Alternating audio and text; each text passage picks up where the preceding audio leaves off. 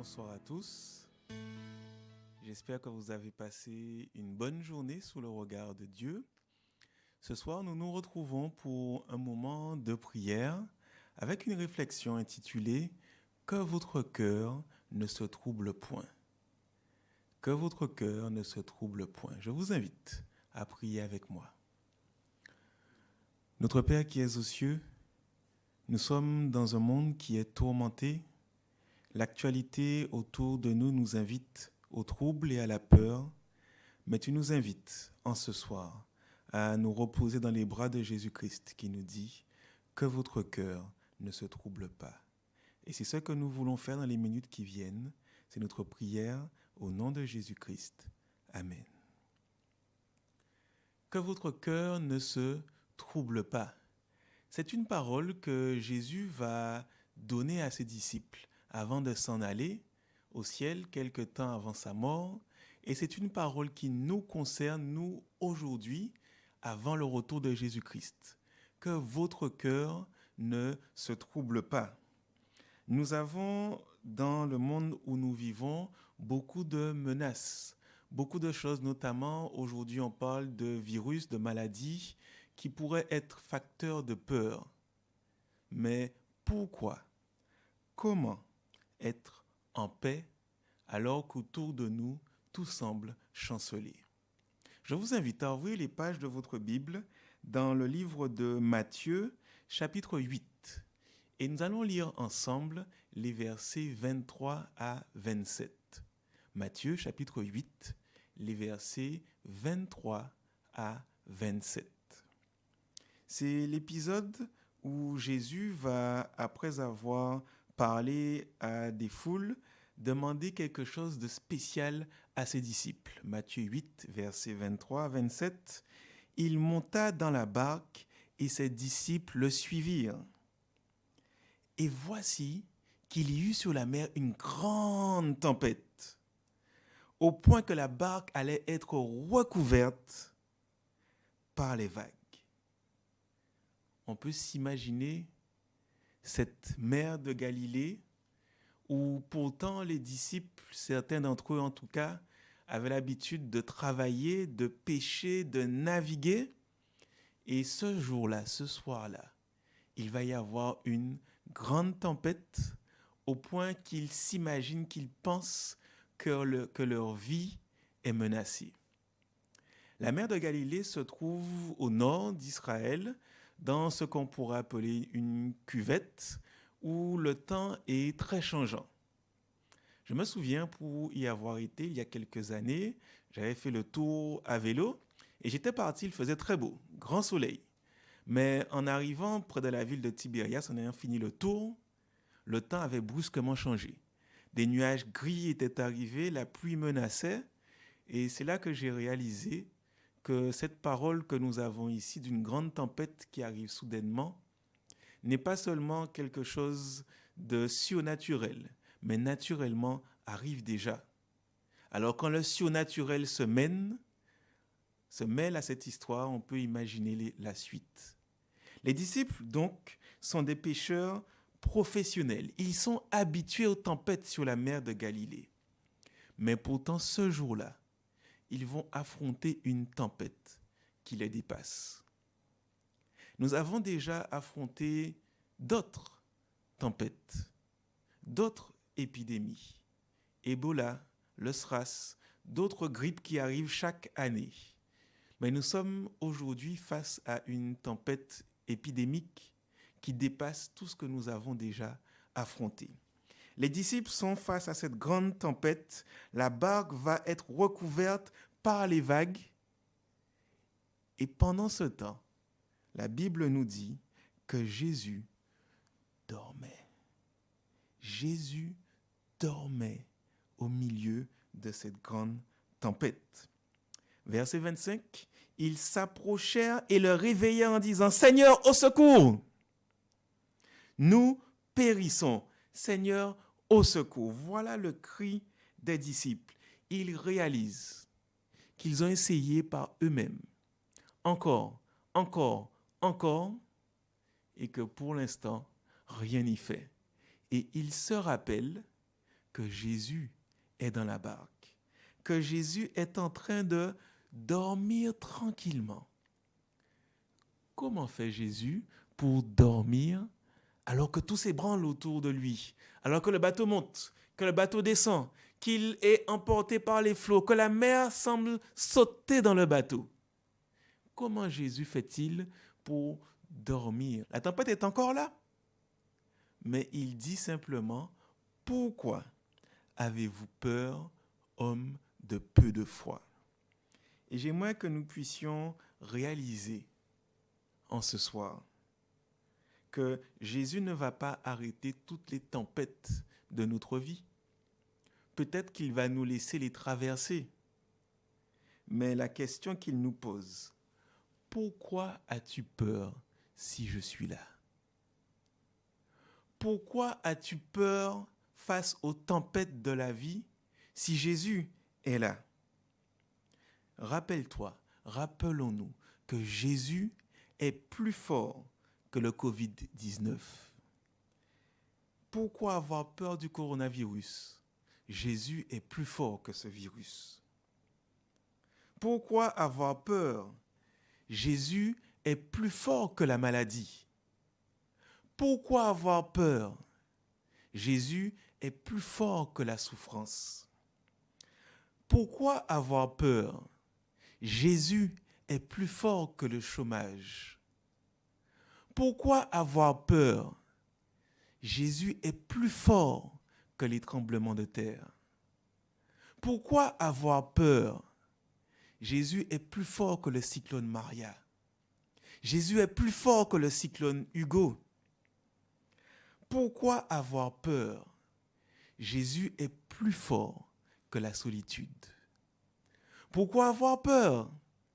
Jésus est plus fort que la mort. Pourquoi avoir peur?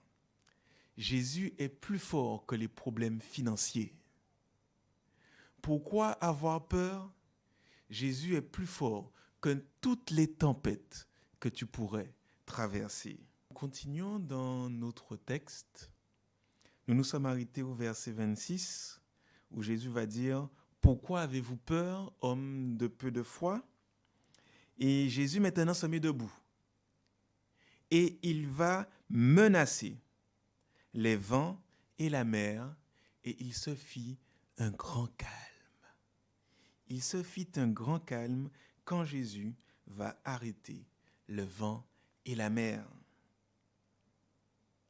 Peut-être que nous traversons des difficultés. Peut-être que nous traverserons des difficultés. Mais j'aimerais partager avec vous ce soir une promesse que le Seigneur nous donne. Elle se trouve dans le livre d'Ésaïe, au chapitre 43, et les versets 1 et 2. Ésaïe, chapitre 43, et les versets 1 et 2. Voilà ce que le Seigneur nous promet à nous aujourd'hui. Mais maintenant, Ésaïe 43, versets 1er et 2, « Ainsi parle le Seigneur qui t'a créé Jacob, qui t'a formé Israël.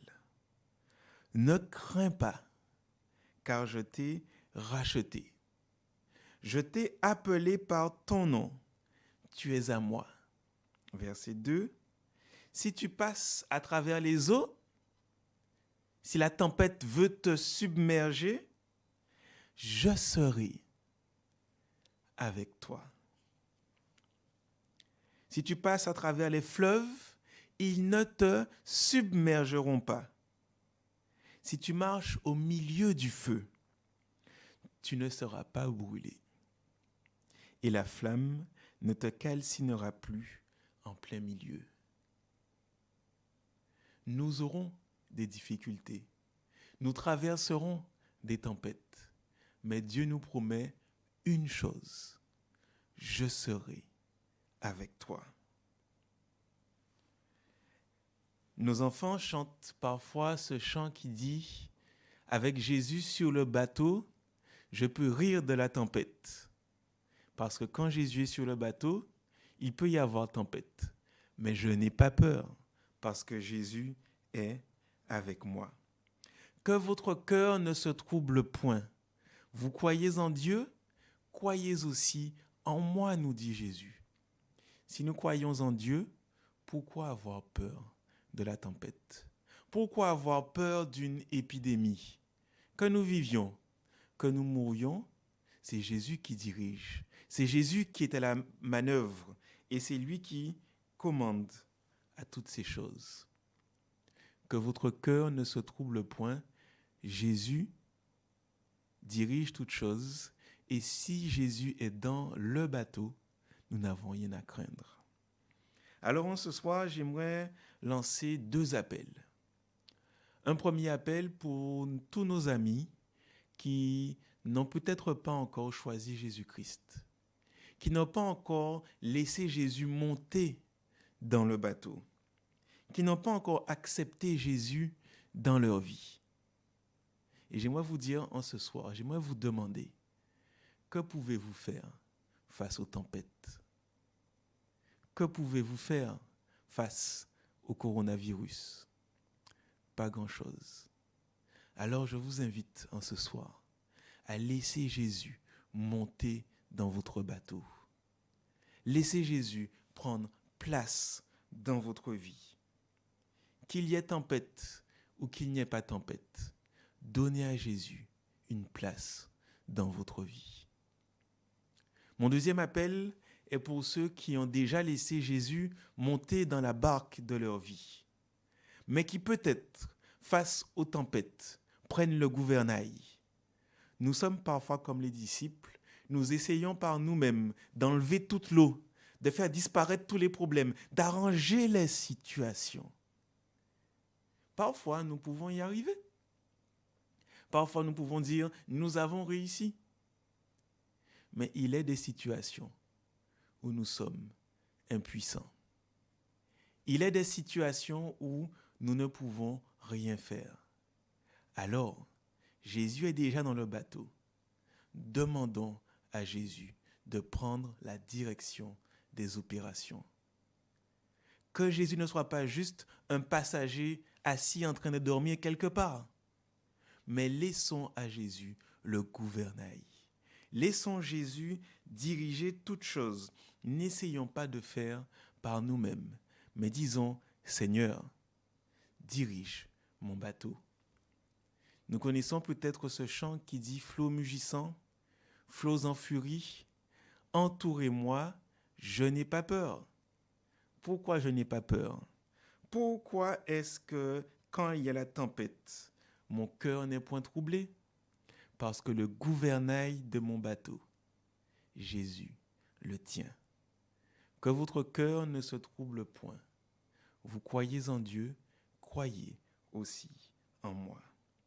Je vous invite à un moment de prière pour simplement demander à Jésus de monter dans votre bateau, s'il n'y est pas encore, ou de prendre le gouvernail entre ses mains, afin qu'il dirige votre vie et qu'elle arrive à bon port. Je vous invite à prier.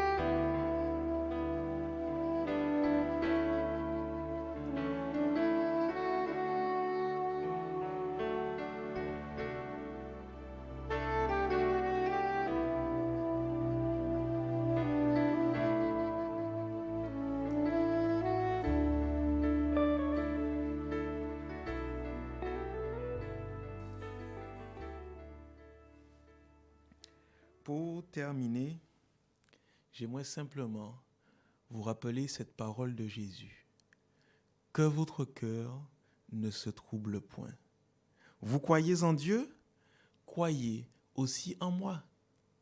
Il y a plusieurs demeures dans la maison de mon Père. Si tel n'était pas le cas, je vous l'aurais dit.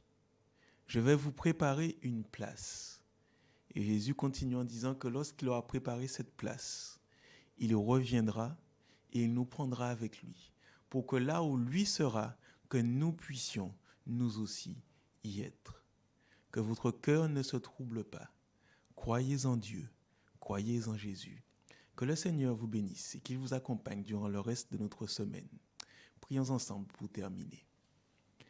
Notre Père qui es aux cieux, nous te remercions, car en ce soir tu nous invites à ne pas avoir peur, à ne pas être troublés par ce que nous voyons, ce que nous entendons autour de nous, mais au contraire, à te faire confiance. Seigneur, nous voulons que Jésus soit à la barre de notre vie, que ce soit lui qui dirige et que toute chose soit remise entre ses mains. C'est notre prière au nom de Jésus-Christ. Amen. Bonne soirée à vous et que le Seigneur vous bénisse.